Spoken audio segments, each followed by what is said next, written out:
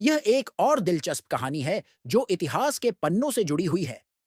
यह घटना 1812 की है, जो वर्तमान उत्तर प्रदेश के अवध क्षेत्र से जुड़ी हुई है। कहा जाता है कि एक समय अवध की रानी नलिनी देवी थी, जो बेहद ही सुंदर और समझदार महिला थी। उनका विवाह अवध के राजा रघुनाथ सिंह से हुआ था। राजा रघुनाथ सिंह के पास अपार धन दौलत और सत्ता थी, लेकिन वह अपनी पत्नी नलिनी देवी को बहुत प्यार करता था। नलिनी देवी का रूप ऐसा था कि उनके सामने कोई और सुंदरता फीकी लगती थी, और यही कारण था कि उनकी सुंदरता का ख्याल रखते हुए राजा रघुनाथ सिंह ने उन्हें कभी भी घर से बाहर नहीं जाने दिया। लेकिन एक दिन राज्य में एक बाहरी शासक, जो कि बहुत क्रूर और ताकतवर था, ने राजा रघुनाथ सिंह के राज्य पर आक्रमण कर दिया। राजा रघुनाथ सिंह ने शाही सेना के साथ उस शासक का सामना किया, लेकिन युद्ध में वे मारे गए। अब रानी नलिनी देवी के पास राज्य का सारा कार्यभार आ गया। हालांकि रानी ने राज्य को संभालते हुए न्याय और धर्म का पालन किया।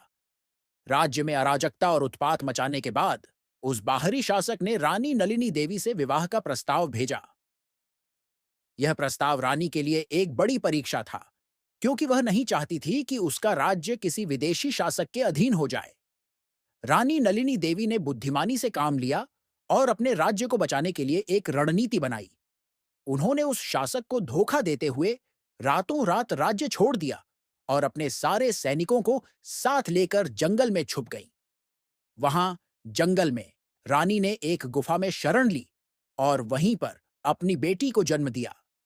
रानी ने अपने राजा की मौत का गम न मनाते हुए राज्य की बेहतरी के लिए दिन रात संघर्ष किया।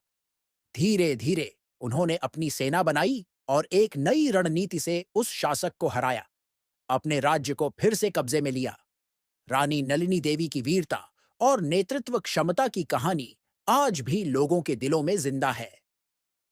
वह एक महान नेता और अपनी मातृभूमि के प्रति अपनी निष्ठा का प्रतीक मानी जाती हैं।